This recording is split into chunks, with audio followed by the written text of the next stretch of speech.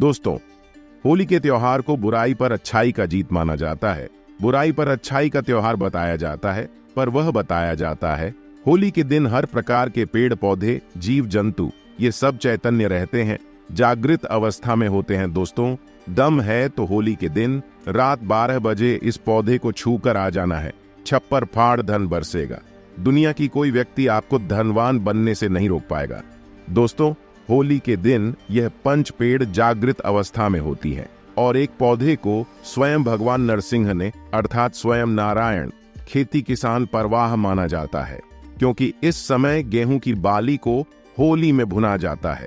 दोस्तों, होली उत्सव और उमंग से भारत त्योहार होता है और खासकर कि विष्णु भक्त के लिए ये त्योहार बहुत ही सुंदर होता है। होली के दिन विष्णु भक्त वृद्ध भी रखते हैं। होलिका दहन के लिए लोग महीने भर पहले से ही तैयारी में जुट जाते हैं और सामूहिक के रूप से लोग लकड़ी हैं, उपले हैं, ये सभी इकट्ठा करते हैं। अभी इकट्ठा करते हैं कि नहीं करते, आप हमें कमेंट सेक्शन में जरूर बताना। दोस्तों, फाल्गुन शुक्ल पूर्णिमा के दिन संध्या कल में भद्रा जब दोष रहित हो तो इस समय होली का दहन किया जाता है। होली जलाने से पूर्वक होलिका माता के सभी विधि विधान से पूजा करते हैं। अग्नि है, भगवान नारायण है, इनके भी आहुति दी जाती है। होलिका दहन के दिन पवित्र अग्नि के चारों ओर लोग नृत्य करते हैं और लोक गीत का आनंद भी लेते हैं। और इस दिन राधा कृष्ण की लीला जो ब्रज में है, यह अधिक होती है। राधा कृष्ण की जो लीला ये ब्रज में घुसती है। दोस्तों, होलिका दहन के दिन लोग अपने घर में खीर, मालपुर, कई प्रकार के व्यंजन बनाते हैं और अपने घर की कुलदेवी देवताओं को चढ़ाते हैं। क्या आप ऐसा करते हैं कि नहीं, आप हमें कमेंट सेक्शन में जरूर बताना। दोस्तों, होली के पूरा संध्या में होलिका दहन किया जाता है और इसके पीछे एक प्राचीन कथा भी है कि दीपिका पुत्र हिरण्यकश्यप भगवान विष्णु से घर शत्रुता रखता था। उसने अपनी शक्ति के घमंड में आकर के स्वयं ईश्वर कहना अपने आप को शुरू कर दिया और अपने राज्य में घोषणा कर दिए कि केवल उसी की पूजा की जाएगी और अपने राज्य में यज्ञ है, आहुति है, देवी देवताओं की पूजा करवाना बिल्कुल ही बंद कर दिया और संत पुरुषों को प्रताड़ित करने लगा। दोस्तों, हिरण्यकश्यप का पुत्र भक्त प्रहलाद भगवान विष्णु का परम भक्त था। पिता के लग कहने के बावजूद भी भक्त प्रहलाद विष्णु की भक्ति में लिंग रहता था। हिरण्यकश्यप ने अपनी पुत्र को मरने भी कई बार कोशिश की, कई बार योजना बनाई, परंतु भगवान स्वयं उनकी रक्षा करते उसका बाल भी बांका नहीं कर पाया। असुर राजा की बहन होलिका को भगवान शंकर ने एक ऐसा चादर दी थी जिससे उड़ने पर अग्नि उसे जला नहीं सकती थी और इसका नाम क्या था, होलिका। होलिका उसे चादर को प्रहलादन को गोद में लेकर के चिता पर बैठी थी। दोस्तों, प्राचीन समय की बात है। दिव्या योग से वह चादर उड़कर भक्त प्रहलाद के ऊपर में ए गई और होलिका के ऊपर से निकल गई, जिससे भक्त प्रहलाद की जान बच गए और होलिका माता जल गई। होलिका दहन के दिन होली जला करके रक्षा का जश्न मनाया जाता है। चलिए दोस्तों, मैं आप लोगों को इस वीडियो के माध्यम से बताने की प्रयास करूंगा कि ऐसे कौन सा पौधा है जिसे होली के दिन आपको स्पर्श से करके आना, छू करके आना है और इस पौधा को स्वयं नरसिंह देव ने आशीर्वाद दिया था। कैसा आशीर्वाद दिया था, थोड़ा सा कथा के माध्यम से बताने की कोशिश करते हैं। दोस्तों, वीडियो में आगे बढ़ाने से पहले, जानकारी बताने से पहले सभी लोगों से निवेदन करना चाहूंगा, अभी तक वीडियो को लाइक नहीं किए तो वीडियो को लाइक जरूर करना, चैनल को सब्सक्राइब करना, साथ ही साथ इस वीडियो को ज्यादा से ज्यादा शेयर करना। जान वास्तु यूट्यूब चैनल नहीं बल्कि आप सभी दर्शकों का परिवार है। आप हमारे वीडियो को देख रहे हैं, आप हमारे परिवार के हिस्से हैं, आप हमारे परिवार के लोग हैं। जो भी मैन में डाउट है, जो भी समस्याएं, जो भी प्रॉब्लम है, कमेंट बॉक्स में बिल्कुल ही पूछिए। ऑनलाइन आने पर हमारे द्वारा या हमारे टीम के द्वारा बिल्कुल आपकी मदद की जाएगी। और हाँ, कमेंट बॉक्स में ओम नमो भगवते वासुदेव लिखना ना भूलना और आप चाहे तो हैप्पी होली भैया भी लिख सकते हैं। तो दोस्तों, जिस पौधे की मैं बारे में बताने जा रहा हूं, इस पौधे को स्वयं नरसिंह ने आशीर्वाद दिया था जब भगवान नरसिंह हिरण्यकश्यप को मार दिए।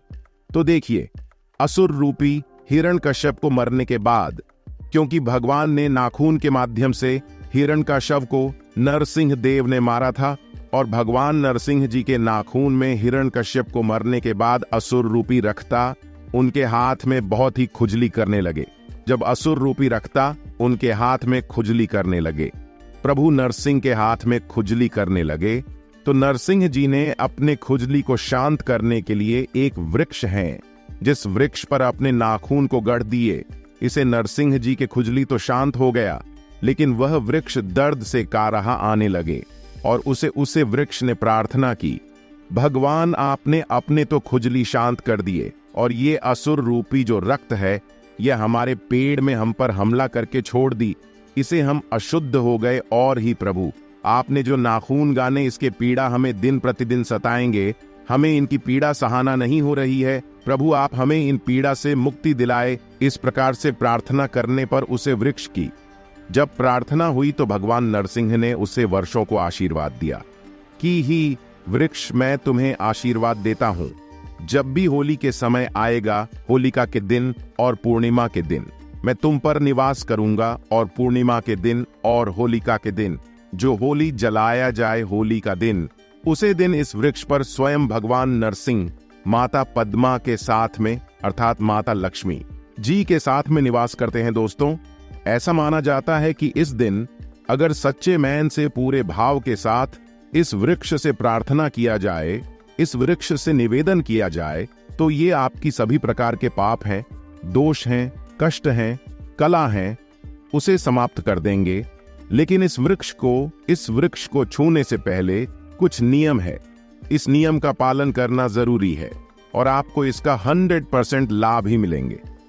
दोस्तों, इस वर्षों को छूने से पहले आपको अपने घर से एक नारियल लेकर जाना है और पंच बतासे लेकर के जाना है। करना क्या है, आपको पंच बतासे लेना है और एक नारियल लेना है और एक लाल का कपड़ा लेना है। लाल की कपड़ा ना मिल पाने पर अब जो है चुनरी भी ले सकते हैं। दोस्तों, एक नारियल को इस वृक्ष को भेंट करना है और पंच आपने जो बतासे रखे हैं उसे डन में, या फिर अब जो है गुलाब जो पत्ते हैं आप उसमें डल सकते हैं। एक पत्ते का डोना बना लीजिए और इस वृक्ष के नीचे में रख दीजिए पंच बतासे को, और आपको एक नारियल को भेंट करना है। आप चाहे तो पंच अगरबत्ती भी जला करके वहां पे रख सकते हैं और इस वृक्ष से प्रार्थना करना है कि ही वृक्ष राज्य, आप हमारे गरीबी हैं, आप हमारे समझते हैं, आप हमारे निर्धनता, इसे दूर करें, क्योंकि आज आपकी ऊपर में माता लक्ष्मी तथा भगवान नारायण रूपी जो नरसिंह है यह निवास करते हैं। मैं अब के दोनों दिव्या शक्ति का निवेदन करता हूं, आप पर जो देवी शक्ति में सबका प्रार्थना करता हूं कि कृपया अब जो है पूर्ण रूप से हमारे गरीबी को, हमारे समस्या को, हमारे परेशानी को जीवन में चरित दूर करें। इस प्रकार से आपको निवेदन करना है और करना क्या है कि इसके एक फल को लाल कपड़े में आपको बांध करके ले आना है। एक फल को लाल कपड़े में बांध करके ले आना है और जब इसके एक फल को लाल कपड़े में बांध करके ले तो उसे समय इतना ध्यान रखना कि पीछे मुड़कर के आपको नहीं देखना है। साथ ही साथ जब आप इस वृक्ष को एक नारियल भेंट करें, पंच अब जो बतासे भेद करें, तो उसे समय इस बात का ध्यान रखना कि भेंट करने के बाद तत्काल इस वर्षों को नहीं छूने, इस वृक्ष को प्रणाम करना है। इस वृक्ष में निवास करने वाले देवी शक्ति को प्रणाम करने, इसके बाद बोलना है कि हे वृक्ष में आपको छूने जा रहा हूं, कृपया मेरे अंदर की जितने भी आल लक्ष्मी हैं उसे आप खींच लीजिए एवं आप मुझे लक्ष्मी प्रदान करें। मेरे अंदर की जितने भी अंगूर हैं आप उसे खींच लीजिए और आप मुझे सगुन प्रदान करें। मेरे अंदर की जितने पाप है सबको खींच लीजिए और आप मुझे पुण्य प्रदान करें, क्योंकि इसे भगवान नरसिंह देव का आशीर्वाद प्राप्त है कि कोई भी व्यक्ति इस वर्षों को छुएंगे, उनके सारे पाप होली के दिन स्वयं वृक्ष खींच लेंगे और उसे पुण्य आत्मा बना देंगे। तो इस वर्षों किस प्रकार से प्रार्थना करना है, फिर इस वर्षों को छूने। दोस्तों, इस वृक्ष का नाम है गूलर। जी हां दोस्तों, गूलर वृक्ष के बारे में मैं आप लोगों को कई बार जानकारी बता चुका हूं। गूलर वृक्ष एक ऐसा वृक्ष है जिसे साक्षात भगवान नारायण रूपी नरसिंह देव का आशीर्वाद प्राप्त है। भगवान नरसिंह देव ने इसे आशीर्वाद दिया है। दोस्तों, ऐसा माना जाता है कि होली अगर गूलर की वर्षों को स्पर्श करके छू करके आया जाए, निवेदन किया जाए, तो आपके अंदर की अघोर समाप्त हो जाते हैं। अब के अंदर में जो LHV बैठी हो, कुलक्ष्मी बैठी हूं, वह भाग जाते हैं। अभी के अंदर में जो पाप है वह दूर हो जाते हैं। आपने कैसा भी पाप किया हुआ, पाप नष्ट हो जाते हैं। इस वर्षों को छूना है और इस वर्षों से आपको प्रार्थना करना है दोस्तों। इसी के साथ इस वृक्ष के एक फल को आपको लाल कपड़े में बांध करके ले आना है। और कितने बजे लाना है? आपको रात्रिकालीन 12 बजे के आसपास में ही जाना है और एक फल ले आना है। और इस फल को बिना घर में किसी को बताएं आपको धन पेटी में रख देना है। जहां पर आप पैसे रखते हैं, गले वाली स्थान है, वहां पर रख देना है। दोस्तों, अब के दिन दुगनिल, रात चौगुनी तरक्की होगा। दोस्तों, चप्पर फाड़ करके धन बरसेगा आपके घर में ही। लेकिन जब भी उपाय ट्रेन गुप्त रखना, इसके बारे में किसी को नहीं बताना है। देखिए, कोई भी उपाय करते हैं वह तभी फलकारी होते हैं जब किसी को ना बताएं। यहाँ तक कि आपको अपने पत्नी को भी नहीं बताना है, यहाँ तक कि अपने बच्चे को नहीं बताना है। टोना टोटके की दुनिया में विश्वास होना जरूरी है और सबसे ज्यादा अब्बू गुप्त रखना जरूरी है। जो व्यक्ति जितना ज्यादा उपाय करते हैं, गुप्त रखते हैं, उसे उतना ही ज्यादा लाभ मिलता है। और खास करके इसमें विश्वास होना जरूरी है। विश्वास है तो पत्थर में भगवान देख सकते हैं, विश्वास नहीं तो आपके सामने में भगवान खड़े हैं, वो भी पत्थर तुलना होते हैं। तो दोस्तों, ये उपाय जरूर करिए, अभी की जीवन में परिवर्तन आएंगे। आपके सभी प्रकार के मनोकामना पूर्ण होंगे, आपके गरीबी मिटेंगे। तो दोस्तों, ये जानकारी कैसा लगा हमें कमेंट सेक्शन में जरूर बताइएगा। आज के जानकारी पर समाप्त करते हैं दोस्तों। वीडियो देखने के लिए धन्यवाद। नमस्कार।